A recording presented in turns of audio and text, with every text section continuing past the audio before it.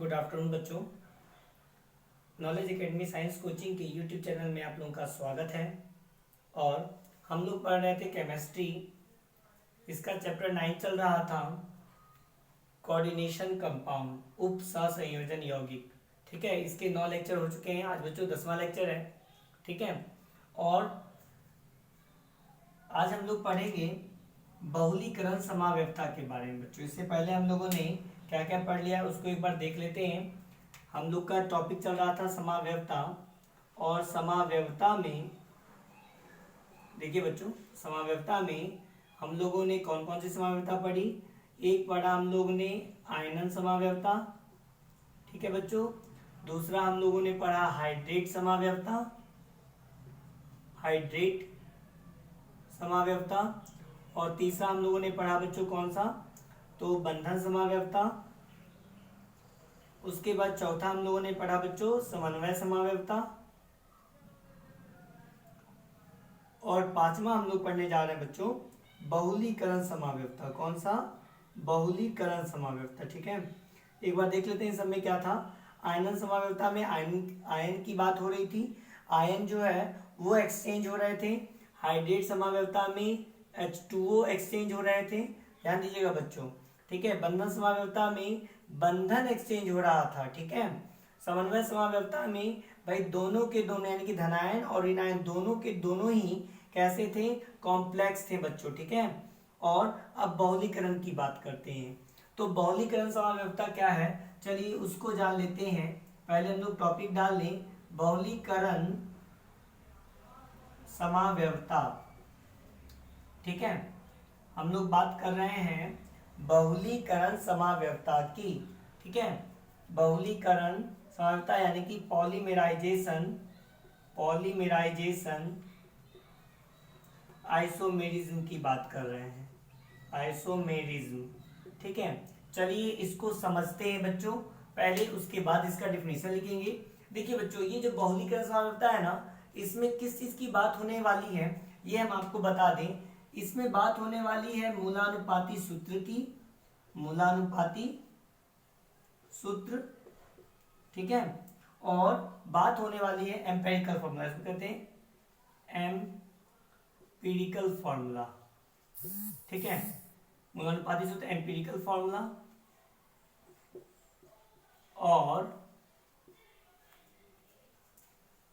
और बात होने जा रही है किसकी, तो अणुसूत्र की, यानी कि मॉलिक्यूलर फॉर्मूला। ठीक है, मॉलिक्यूलर फॉर्मूला। ठीक है, तो इसकी बात हो जा रही है बहुलीकरण समाव्यवस्था में। यानी कि बहुलीकरण समाव्यवस्था कब प्रदर्शित होता है बच्चों, ध्यान रखिएगा, जब क्या होता है कि कंपाउंड का मूलानुपाती सूत्र, यानी कि दो कंपाउंड ले हम। ठीक है, कैसा कंपाउंड, उप सहसंयोजन यौगिक ले। ठीक है, कोऑर्डिनेशन कंपाउंड ले। ठीक है, कॉम्प्लेक्स कंपाउंड ले, और दोनों कॉम्प्लेक्स कंपाउंड में सबसे पहले तो अणुसूत्र तो समान होने चाहिए। ठीक है ना, तो ये तो बात होती है समाव्यवस्था के लिए, लेकिन यहाँ पर बात हो रही है कि अणुसूत्र दोनों क्या होने चाहिए, अणुसूत्र डिफरेंट हो। ठीक है, अणुसूत्र क्या हो, डिफरेंट हो, ये बात हो रही है। अणुसूत्र कैसे हो, डिफरेंट हो, और मूलानुपाती सूत्र कैसे हो, सेम हो। ठीक है, तब हम इसको कहते हैं बहुलीकरण समाव्यवस्था। बात समझ रहे हैं बच्चों, यानी कि मूलानुपाती सूत्र समान हो। ठीक है, मूलानुपाती सूत्र कैसा हो, समान हो, और अणुसूत्र कैसा हो, डिफरेंट हो, भिन्न हो। तो जब समाव्यवस्था प्रदर्शित होती है ऐसे यौगिक की, तो हम उस यौगिक को कहते हैं क्या, बहुलीकरण समाव्यवस्था। जरा समझते हैं इसको एग्जाम्पल के थ्रू। ठीक है, फिर डिफिनेशन हम आपको पूरा लिखवा देंगे। जैसे देखिए, हमने एक कंपाउंड लिखा PTNH2Cl2 बच्चों। ठीक है, और इसी के लिए हम लोग लिखने जा रहे हैं क्या भाई, PTNH3 का होल 4, और फिर हमने लिखा PTCl4। और अब इसको देखिए जरा बच्चों, ये दोनों कंपाउंड की अगर हम बात करें तो ये दोनों के अनुसूत्र ही क्या है, अलग अलग हैं, लेकिन दोनों के मूलानुपाती सूत्र अगर देखें तो वो समान हो जाएंगे। कैसे? पीटी यहाँ पर एक अनुपात NH3 होल 2 है, NH3 होल 2, इसकी संख्या कितनी 2 और Cl की संख्या भी 2, तो ये क्या है 1 अनुपात 2 अनुपात 2। इसको देखिए बच्चों, यहाँ पे अगर देखें तो Pt टोटल कितने 2, NH3 कितने टोटल बच्चों 4 और Cl कितने टोटल बच्चों 4। इसका जब रेशियो लेंगे तो 1 अनुपात 2 अनुपात 2 ये भी आ गया। तो देखिए दोनों का क्या है मूलानुपाती सूत्र। ठीक है, मूलानुपाती सूत्र क्या होता है बच्चों ये समझ लीजिए, यानी कि जब हम अनुपात लेकर जब कोई सूत्र लिखते हैं, ठीक है, कॉमन ले लें और उसका जो बेसिक यानी छोटा से छोटा जो संख्या है वो ले लें, तो उसको हम कहते हैं मूलानुपाती सूत्र। जैसे भाई Pt 1 है, अब एक Pt के साथ 2 NH3 जुड़ेंगे 2 Cl जुड़ेंगे, तो ये इसका मूलानुपाती सूत्र हो गया, इससे छोटा ये नहीं हो सकता। लेकिन यहाँ पर देखिए 2 4 4 है, इसमें से हम 2 कॉमन ले सकते थे, इसलिए 2 हमने जब कॉमन ले लिया तो आ गया 1 2 2, तो ये अब बन गया मूलानुपाती सूत्र। ठीक है बच्चों, यानी कि मूल अनुपात लेना है हमको। ठीक है, जो भी कंपाउंड है उन सबका जो मूल अनुपात है वो लेना है हमें, यानी कि उनमें से जो कॉमन चीज है उसको हटा देना है, तो जो बचेगा वही बचेगा हमारा क्या मूलानुपाती सूत्र। तो ये है, तो ऐसे कंपाउंड जो होते हैं वो कहलाते हैं, मतलब वो प्रदर्शित करते हैं क्या, बहुलीकरण समावयवता को। ठीक है बच्चों, तो समझ गए होंगे। तो हम परिभाषा यहाँ पर आपको लिख दे रहे हैं, आप वो परिभाषा लिख लीजिए, अपना नोट्स तैयार कर लीजिए। तो बहुलीकरण समावयवता के बाद हम लोग क्या पढ़ेंगे, बहुलीकरण समावयवता के बाद हम लोग पढ़ेंगे स्टीरियोमेरिज्म यानी त्रिविम समावयवता, स्टीरियो आइसोमेरिज्म पढ़ेंगे। ठीक है, चलिए बच्चों आगे बढ़ते हैं, देखते हैं।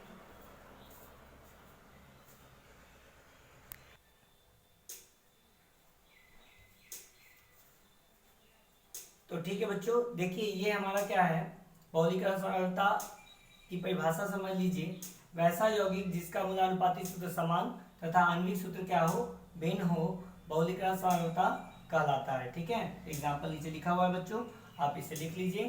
ठीक है, इसको थोड़ा साफ कर देते हैं। NH3 है यहाँ पे, होल का 2 है, नीचे इसके लिख लीजिएगा 1 अनुपात 2 अनुपात 2, और इसके नीचे लिख लीजिएगा 2 अनुपात 4 अनुपात 4, और फिर इसके जगह 1 अनुपात 2 अनुपात 2।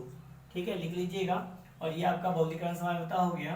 अब हम लोग आगे बढ़ते हैं कहाँ बच्चों, हम लोग बढ़ेंगे अब किस पर, त्रिविम समावयवता पर। ठीक है, हम लोग का नेक्स्ट टॉपिक अब होगा बच्चों त्रिविम समावयवता। ठीक है, बहुत दिन से चल रहा है, जल्दी से इसको कंप्लीट कर लेते हैं, आज लास्ट हो जाएगा ये आपका समावयवता वाला टॉपिक, थोड़ा सा लंबा था। ठीक है बच्चों, ये कंसेप्ट है पूरा कराना तो है ही। चलिए टॉपिक डाल लेंगे त्रिविम समावयवता। ठीक है, और देखते हैं क्या है ये त्रिविम समावयवता। तो अगर आपको याद हो बच्चों, ठीक है, इसको कहते हैं स्टीरियो आइसोमेरिज्म। ठीक है बच्चों, अगर आपको याद हो तो हमने बताया था कि इसके अंतर्गत हम लोग 2 प्रकार की समावयवता पढ़ते हैं। ठीक है, इसके अंतर्गत कितने प्रकार की समावयवता पढ़ते हैं, 2 प्रकार की पढ़ते हैं। ठीक है, एक ए होता है, ध्यान दीजिएगा, एक ए होता है जिसको हम कहते हैं ज्यामितीय समावयवता। ठीक है, इंग्लिश में इसको कहते हैं ज्योमेट्रिकल आइसोमेरिज्म।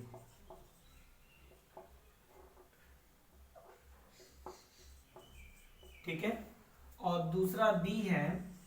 ठीक है, ज्यामितीय समावयवता के बाद दूसरा नंबर किसका है, तो वो है प्रकाशिक समावयवता का बच्चों, प्रकाशिक समावयवता। इसको कहते हैं ऑप्टिकल आइसोमेरिज्म। ठीक है बच्चों, तो हम लोग को यही पढ़ना है इन दोनों के बारे में ही। ठीक है, त्रिविम समावयवता के अंतर्गत 2 समावयवता होती है, एक ज्यामितीय समावयवता और दूसरी प्रकाशिक समावयवता। ठीक है, तो चलिए इसको हम लोग कंटिन्यू करते हैं ज्यामितीय समग्रता को। तो चलिए स्टार्ट से पहले इसको लिख लेते हैं, ज्यामितीय समग्रता क्या होती है, उसके बाद इसको समझेंगे। ठीक है बच्चों।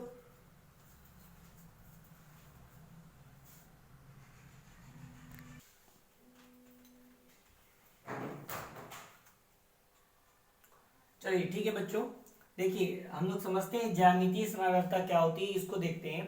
तो देखिए ज्यामितीय समग्रता क्या होगी। देखिए बच्चों, हम लोग जानते हैं कि सेंट्रल एटम के साथ जो है क्या होता है कि लिगेंड्स जुड़े हुए होते हैं, है ना बच्चों। ठीक है, इन लिगेंडों की संख्या, हमने अगर कंपाउंड को देखा होगा तो इन लिगेंडों की संख्या क्या होती है कि मतलब 1 2 3 4 5 6 कुछ भी हो सकती है। ठीक है, लेकिन ज्यादातर जो भी लिगेंड्स जुड़ते हैं इस सेंट्रल एटम के साथ, तो डिफरेंट डिफरेंट लिगेंड जुड़ सकते हैं, लेकिन अक्सर हमने देखा है कि कम से कम 4 या 6 लिगेंड ही जुड़े हुए होते हैं। ठीक है बच्चों, 4 या 6 लिगेंड, डिफरेंट डिफरेंट हो सकते हैं, कोई लिगेंड एक होगा, कोई 2 लिगेंड हो सकते हैं। ठीक है, एक ही जैसे 4 लिगेंड हो सकते हैं, तो ये होगा एक ही जैसे 6 लिगेंड हो सकते हैं, ये भी देखा हम लोगों ने। 2 अलग अलग लिगेंड है 3 3 की संख्या में, 2 अलग लिगेंड है 1 की संख्या 2, 1 की संख्या 4, ऐसे भी हो सकता है। लेकिन अगर टोटल लिगेंड देखें, अगर हम टाइप्स ऑफ लिगेंड नहीं, total ligand, number of total ligand, तो वो या तो 4 होते हैं या तो 6 होते हैं। जितने भी एग्जाम्पल हमने करवाए आपको, आप वहां पर देख सकते हो। हाँ, किसी किसी में 3 लिगेंड भी होते हैं। ठीक है बच्चों, ये ध्यान रखना। तो भाई इससे कोई मतलब प्रभाव नहीं पड़ता, इससे कोई फर्क नहीं पड़ता कि लिगेंड कितने जुड़े हुए हैं। हमें ज्यामितीय समग्रता में बस ये समझना है, देखिए बच्चों, हमें ज्यामितीय में ये समझना है कि जो लिगेंड जुड़े हुए हैं किसी भी सेंट्रल एटम के साथ, इनकी स्थिति के कारण जो समग्रता उत्पन्न होती है, इनकी लिगेंड्स की स्थिति के कारण, यानी कि लिगेंड जब जुड़े तो इनकी स्थिति के कारण जो समग्रता उत्पन्न होती है, वही समग्रता क्या कहलाती है बच्चों, ज्यामितीय समग्रता कहलाती है। और इसके अंतर्गत फिर 2 प्रकार की समग्रता होती है, एक होती है सिस और एक होती है ट्रांस। ठीक है बच्चों, तो चलिए इसका इंट्रोडक्शन तो समझ गए, थोड़ा सा एग्जांपल के थ्रू समझ लेते हैं। जैसे कहने का मतलब, हमने एक कंपाउंड लिया PTNH3 का होल टू Cl2, हमने ये कंपाउंड मान लीजिए ले लिया। ठीक है बच्चों, कोई दिक्कत नहीं, हमने कंपाउंड लेना था, हमने ले लिया। ठीक है, अब बात ये आती है कि ये जो कंपाउंड हम देख रहे हैं PTNH3 का होल टू Cl2, ठीक है, तो क्या ये ज्यामितीय समग्रता प्रदर्शित करेगा, ठीक है, कि नहीं करेगा। तो इसका हमें स्ट्रक्चर देखना होगा। जब पीटी के साथ हम लोग जोड़ते हैं किसको, इन चारों लिगेंडों को, तो देखिए अगर हमने इधर NH3 जोड़ दिया और इधर भी NH3 जोड़ दिया, जोड़ सकते हैं बिल्कुल, इधर Cl और इधर Cl जोड़ दिया, तो देखिए 2 Cl जुड़ गए, 2 NH3 जुड़ गए। ठीक है, तो बच्चों ये जो आप देख रहे हो ना, ये स्ट्रक्चर, ठीक है, तो इस स्ट्रक्चर में ये दोनों जो है एक दूसरे के साथ 90 डिग्री के कोण पर हैं। ठीक है बच्चों, और जब ये 90 डिग्री के कोण पर होते हैं, यानी कि जब एक जैसे लिगेंड एक दूसरे के साथ 90 डिग्री के कोण पे होते हैं, तब ये कहलाते हैं सिस। ठीक है बच्चों, वही जब ये क्या होंगे बच्चों, 180 डिग्री पर एक जैसे लिगेंड जो है, जब एक 180 डिग्री पे होते हैं, यानी कि यहाँ से यहाँ का एंगल जो होता है ये 180 डिग्री होता है बच्चों। ठीक है, ध्यान रखना, यहाँ पे जुड़ा जुड़ा रहेगा Cl और यहाँ भी जुड़ा हुआ है Cl। तो जब ऐसा होगा एक जैसे लिगेंड, तो 180 डिग्री पर जुड़ेंगे, तब इसको कहते हैं हम लोग ट्रांस। तो इस तरह से ये जो है स्थिति के कारण, देख रहे हैं ना, स्थिति बदली तो ये इसकी यानी कि इसका स्ट्रक्चर बदल गया, स्ट्रक्चर बदल गया, इसके नाम बदल गए, ये एक सिस हो गया, दूसरा ट्रांस हो गया। तो इस तरह की समग्रता प्रदर्शित करने वाले कंपाउंड को हम लोग क्या कहते हैं, मतलब इस तरह की समग्रता को हम कहते हैं ज्यामितीय समग्रता। ठीक है बच्चों, तो चलिए कुछ बात समझ में आ गई होगी आपको, तो इसको पहले लिख लेते हैं।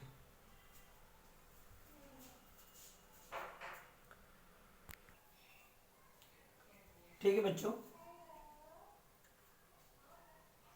ठीक है बच्चों, तो देखिए यहाँ पर आप लोग देख सकते हैं ज्यामितीय समग्रता की हमने परिभाषा लिख दी है, डिफिनीशन है केंद्रीय धातु परमाणु, केंद्रीय धातु परमाणु मतलब सेंट्रल एटम या आयन की बात हो रही है, ठीक है, के साथ जुड़े लिगेंडों की स्थिति के कारण, जैसा कि हमने कहा था स्थिति के कारण, ठीक है, यानी कि जो लिगेंड जुड़े होते हैं सेंट्रल एटम से उसकी स्थिति के कारण उत्पन्न होने वाली समाव्यवता को ज्यामितीय समाव्यवता, ज्योमेट्रिकल आइसोमेरिज्म कहते हैं, ज्योमेट्रिकल आइसोमेरिज्म कहते हैं, यानी कि स्थिति के कारण जो उत्पन्न हो रही है, क्योंकि स्थिति को हम ज्योमेट्री से, ज्योमेट्री मतलब क्या, जब पोजीशन की बात हो रही होती है किसी भी चीज की तो हम उसको ज्योमेट्री से रिलेट करते हैं, इसलिए इसको ज्योमेट्रिकल आइसोमेरिज्म कहा गया, क्योंकि स्थिति की बात हो रही है। और देखिए यहाँ पे कह रहा है कि यदि दो समान लिगेंड 90 डिग्री के कोण पर स्थित होते हैं, कहाँ पे स्थित होते हैं बच्चों, 90 डिग्री के कोण पर, तो हम इसे क्या कहते हैं, सिस आइसोमर कहते हैं, इसे क्या कहा जाता है, सिस आइसोमर कहा जाता है, ठीक है। वही जब ये क्या होते हैं 180 डिग्री के कोण पर स्थित होते हैं तो इसे क्या कहा जाता है, ट्रांस आइसोमर कहा जाता है, क्या कहा जाता है बच्चों, ट्रांस आइसोमर कहा जाता है, ठीक है बच्चों। तो चलिए, तो ये परिभाषा हो गई, और सिस और ट्रांस आइसोमर क्या होते हैं ये समझ में आपको आ गया होगा बच्चों। यानी कि दो समान लिगेंड अगर 90 डिग्री पे हैं तो उसको हम कहेंगे सिस, और अगर दो समान लिगेंड 180 डिग्री पे हैं तो उसको हम कहेंगे ट्रांस, ठीक है। तो ये बात आपको क्लियर हो गई होगी बच्चों।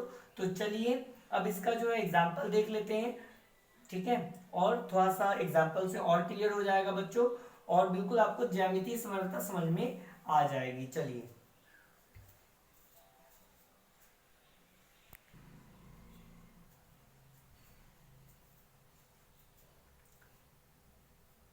चलिए ठीक है बच्चों।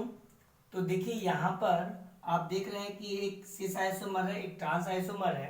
जैसा कि हमने बताया स्थिति के कारण अगर उत्पन्न होती है समाव्यवस्था तो उसको हम कहते हैं ज्यामितीय समाव्यवस्था। तो देखिए यहाँ पर दोनों सेम कंपाउंड है, बस इसकी जब हमने संरचना बनाई तो संरचना में इस जो इसकी स्थिति थी लिगेंडो की उसको हमने बदल दी। जैसा कि आप देख रहे हैं यहाँ पर दोनों जो NH3 थे वो यहाँ पर हैं, लेकिन इस वाले में दोनों NH3 यहाँ पर है, ठीक है बच्चों। तो इसमें क्या चेंजमेंट है, तो देखिए ये दो समान लिगेंड हैं और ये दोनों कहाँ पे एक दूसरे से 90 डिग्री पे, यहाँ पर जो कोण बनता है बच्चों 90 डिग्री बनता है, ठीक है। अब क्योंकि 2D स्ट्रक्चर है तो हम बोर्ड पे जो बनाया हमने 2D है, तो हम 3D स्ट्रक्चर अभी नहीं दिखा सकते, इसलिए थोड़ा सा क्लियर कर पाना मुश्किल है कि ये 90 डिग्री कैसे है। लेकिन आप मान के चलिए कि यहाँ पर ये 90 डिग्री पे ही दोनों स्थित हैं, ठीक है बच्चों। तो उसके हिसाब से ये क्या हो गया, सिस आइसोमर हो गया। और ये तो आप देख ही सकते हो कि बिल्कुल सीधी लाइन में है, तो 180 डिग्री पे है बच्चों ये, तो ये 180 डिग्री पे है, तो ये क्या है बच्चों, ट्रांस आइसोमर है। बात समझ में आ गई होगी। तो हमें ध्यान ये रखना है, देखिए और एक बात और बता दे बच्चों कि ये जो आप एग्जांपल देख रहे हो ना, तो इसमें बस हमें दो लिगेंड को देखना है, उन दो लिगेंड की स्थिति को देखना है, उन दो लिगेंड की पोजीशन को देखना है, ठीक है। ऐसा नहीं कि चारों लिगेंड को देखना है या छह लिगेंड है उसको देखना है, किसी भी दो लिगेंड को अगर हम देखेंगे, दो समान लिगेंड को, ठीक है। मान लीजिए कि 4 लिगेंड वाला कोई कंपाउंड है और उसमें हमने 3 तरह के लिगेंड ले लिए। जैसे मान लीजिए कि हमने यहाँ पर देखिए अगर बात करें इसकी, तो हमने कौन सा कंपाउंड लिया, ये लिया PT NH3 का होल 2 और यहाँ पे लिया Cl2, ये कंपाउंड लिया हमने, ठीक है बच्चों। अगर इसी को हम क्या करें, NH3 होल 2 को रहने दें और यहाँ पे हम I और Cl दोनों ले लें, तो क्या होगा बच्चों कि यहाँ पर जो है देख रहे हैं आप कि जब इसकी हम फिर से संरचना बनाएंगे तो हम यहाँ पर I लिख सकते हैं, ठीक है बच्चों, और यहाँ पर भी हम मान लीजिए I लिख सकते हैं, ठीक है। तो क्या हुआ, क्या अब ये सिस ट्रांस नहीं रहा, नहीं बच्चों, अभी भी ये सिस और ट्रांस आइसोमर है। तो हमें सिर्फ ध्यान देना है कि कोई भी दो लिगेंड, दो समान लिगेंड क्या होने चाहिए, एक वाले एक में 90 डिग्री पे होने चाहिए और दूसरे में 180 डिग्री पे होने चाहिए, तो उसको हम क्या कह सकते हैं, सिस और ट्रांस आइसोमर कह सकते हैं, ठीक है बच्चों। तो चलिए, तो अब आपको ये ज्यामितीय समानता क्लियर हो गई होगी बच्चों। तो आप चाहे तो दोनों एग्जांपल लिख सकते हैं, अभी जो इससे पहले हमने लिखा था, ठीक है, NH3 होल 2 Cl2 वाला, और दूसरा आप ये भी एग्जांपल लिख सकते हो। तो दोनों एग्जांपल आप लोग लिख लो बच्चों। अब आगे हम लोग बात करेंगे प्रकाशिक समाव्यवस्था की, ठीक है। तो त्रिविम समाव्यवस्था में ज्यामितीय समाव्यवस्था क्लियर हो चुका है। अब हम लोग बात कर लेते हैं प्रकाशिक समाव्यवस्था की।